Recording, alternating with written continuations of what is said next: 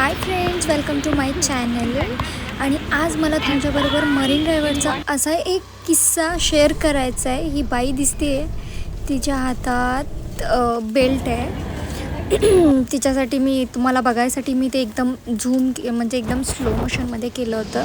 Actually मी ह्या पक्षाचा video काढत होते, म्हणून त्या बाईंनी जे केलं ते मला कॅप्चर नाही करता आलं. पण मी तुम्हाला ह्या व्हिडिओमध्ये सांगते ते नक्की काय झालं आहे, कसं झालं आहे. आणि खरंच ती सिच्युएशन खूप बेकार होती आम्हा मुलींसाठी, म्हणजे प्रत्येक मुलीसाठीच ती सिच्युएशन खूप बेकार असेल.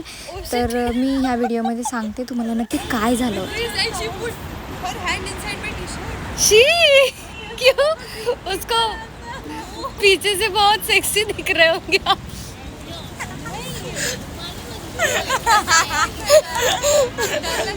लड़कों से ज्यादा लड़कियों से डर लग रहा है.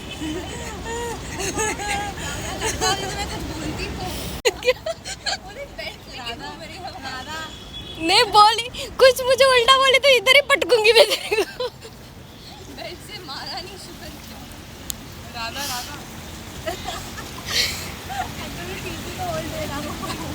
आता एवढा वेळ मी मरीन ड्राईव्हला बसले, म्हणजे शांत पाणी होतं. मला काही सुचत नव्हतं, मी काय बोलू तुमच्यावर मला समजत नव्हतं.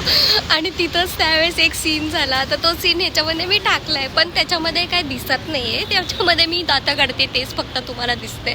म्हणजे लिटरली झाला काय एक्झॅक्टली मी तुम्हाला सांगते. असेच सगळे इकडं तोंड करून बसलेत ना, सगळे इकडं पाण्याकडं तोंड करून बसले. सी सगळे अशा पाण्याकडं तोंड करून बसलेत, पाय इकडं टाकून बसलेत. आणि सगळ्यांचं लक्ष असं पुढं आहे ना पाण्याकडं. मग पाठीमागं कोण जात आहे, कोण येतं, काय झालं, कोण बघतं. आणि एक बाई, तिच्या हातात बेल्ट होता, थोडीशी मॅड होती बहुतेक, म्हणजे मॅडच होती ती, आली. आणि माझ्या शेजारी खूप छान क्यूटशा अशा 2 मुली बसल्या होत्या कॉलेजच्या. आणि त्यातल्या एक होती ती थोडीशी म्हणजे काय म्हणतात त्याला, म्हणजे जॉगिंगसाठी आली होती. एक होती ती तिची फ्रेंड होती, ती तिला भेटायला आली होती. आणि ती जी फ्रेंड आलेली होती तिने क्रॉप टॉप घातला होता, म्हणजे क्यूट दिसत होती, खूप छान दिसत होती. आणि त्यांच्या दोघींचं काहीतरी बोलणं चालू होतं. आणि पाठीमागून एक बाई आली, एडी बाई, बेल्टवाली, म्हणजे बेल्ट होता तिच्या हातात म्हणून मी बेल्टवाली म्हटले. आणि लिटरली ती पाठीमागून आली आणि तिच्या कमरेवरती हात ठेवला आणि टी शर्टमध्ये हात घातला.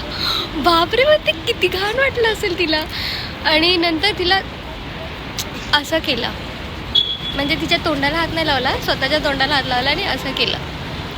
पण ती काय बोलली नाही. काय बोलणार, तिच्या हातात बेल्ट होता, पटकावली असती तिला तिथंच. डेंजर ना, असं काय सोबत झालं तर कसं भयानक वाटतं ना. पण मी जरा तिला बोलले, हसण्यावारी विषय घालवला. काय झालं नाही आहे, पण भीती वाटणारच ना.